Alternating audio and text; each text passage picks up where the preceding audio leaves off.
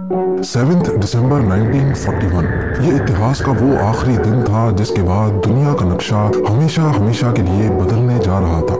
US navy की base पर एक आफत टूटने वाली थी जिसका अंदाजा किसी को भी नहीं था। बैटलशिप में मौजूद एक अफ्रीकन अमेरिकन बावर्ची डोरिस मिलर सूरज निकलते ही नेवी ऑफिसर्स को नाश्ता सर्व करता है और उसके बाद उनकी लॉन्ड्री कलेक्शन के काम पे लग जाता है। सुबह के ठीक 7:57 पे डोरिस को एक सायरन सुनाई देता है।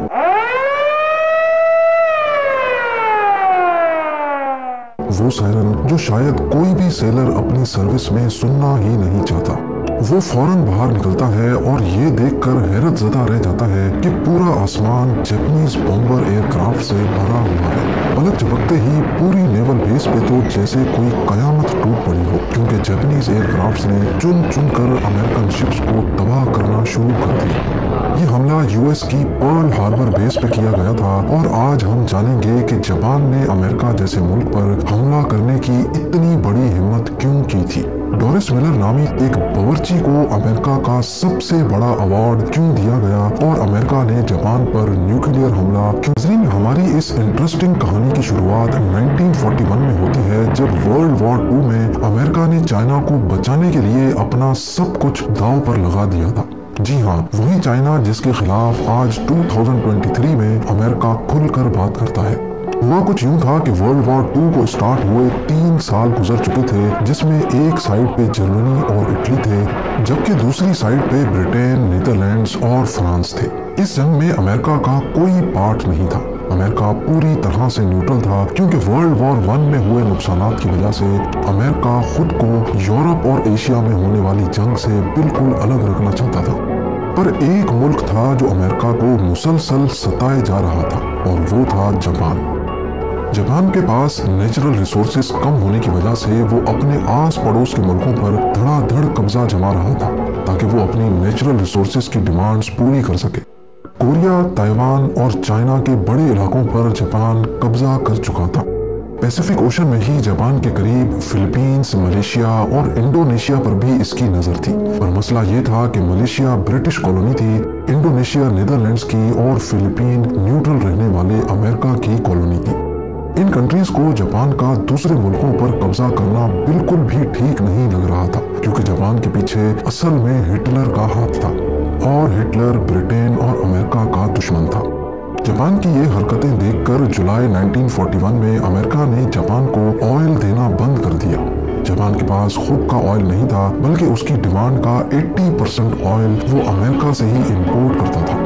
अमेरिका ने उसके सामने ये कंडीशन रखी कि पहले उसको चाइना में अपना कब्जा छोड़ना पड़ेगा, फिर जाकर उसको ऑयल दिया जाएगा। जापान के लिए ये एक बहुत ही मुश्किल फैसला था। एक तरफ अगर वो चाइना से अपना कब्जा छोड़ देता तो पूरी दुनिया समझती कि इसने हिटलर की सपोर्ट के बावजूद अमेरिका के सामने अपने घुटने टेक दिए हैं। दूसरी तरफ ऑयल था जिसके बगैर जापान का होल्ड वैसे ही कमजोर पड़ जाना था। जापान ने फैसला किया कि वो चाइना से अपने फौजी वापस नहीं बुलवाएगा, बल्कि अंदर ही अंदर उसने प्लान बनाया कि वो ऑयल के लिए इंडोनेशिया पर कब्जा करेगा। लेकिन ये काम इतना आसान नहीं था। जैसा कि हम पहले भी जान चुके हैं कि इंडोनेशिया उस वक्त नीदरलैंड्स की कॉलोनी थी और वहां तक पहुंचने के लिए जरूरी था कि पहले फिलीपींस पर कब्जा किया जाए, जो कि अमेरिका की कॉलोनी थी। जापान को अच्छी तरह मालूम था कि अगर उसने फिलीपींस पर हमला किया तो उसकी जवाबी कार्रवाई पैसिफिक ओशन में ही मौजूद American naval base Pearl Harbor से की जाएगी।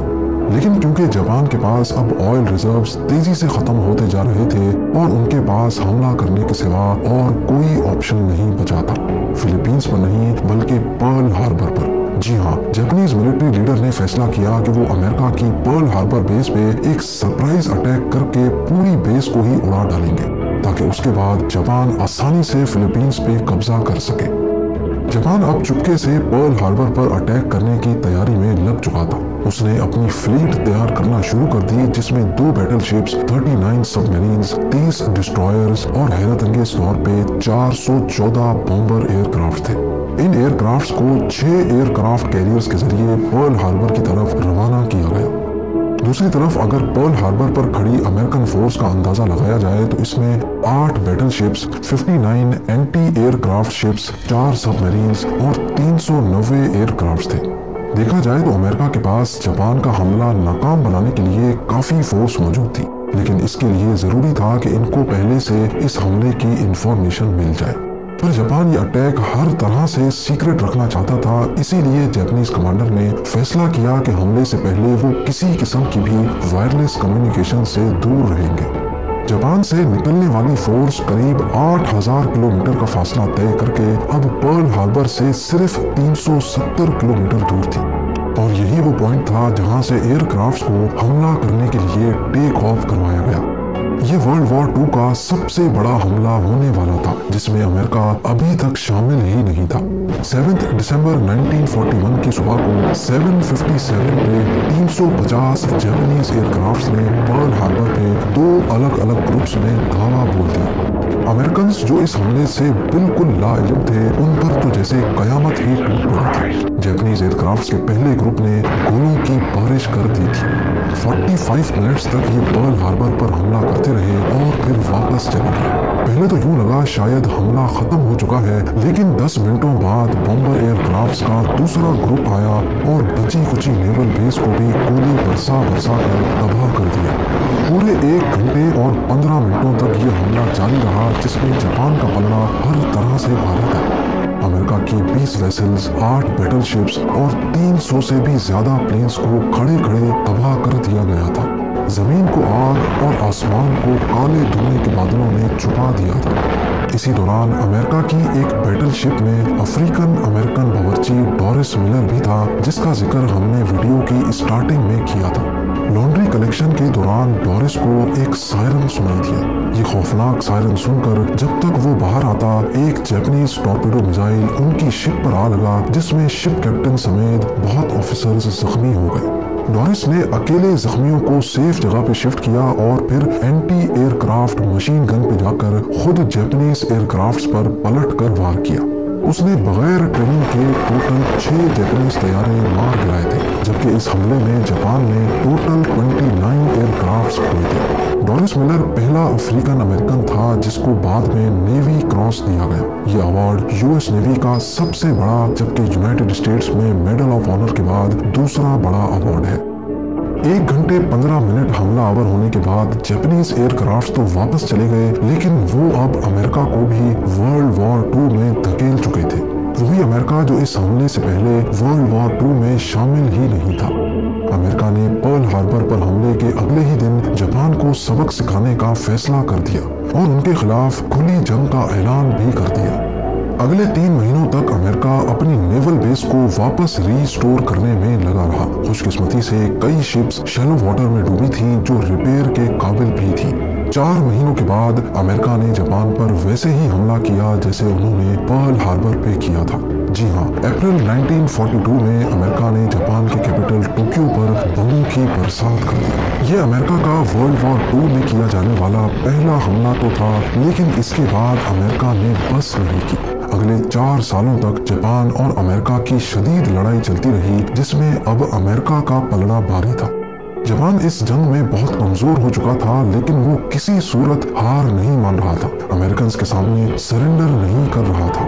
आखिरकार अगस्त 1945 में अमेरिका ने जापान के खिलाफ अपना आखिरी कार्ड इस्तेमाल कर ही डाला।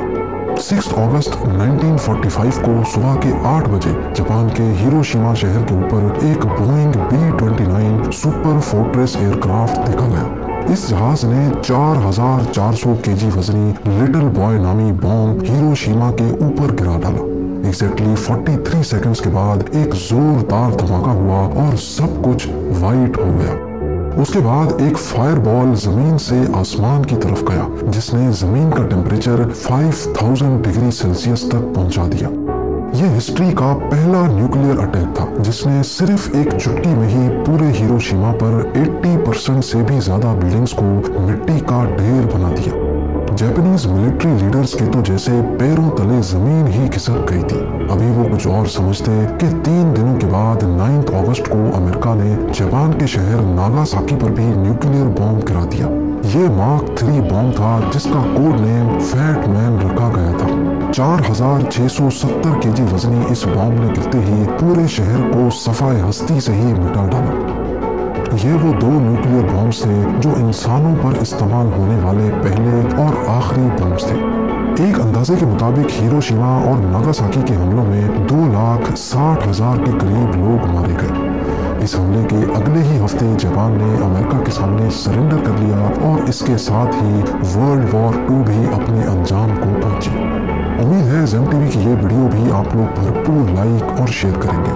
आप लोगों के प्यार भरे कमेंट्स का बेहद शुक्रिया। मिलते हैं अगली शानदार वीडियो में।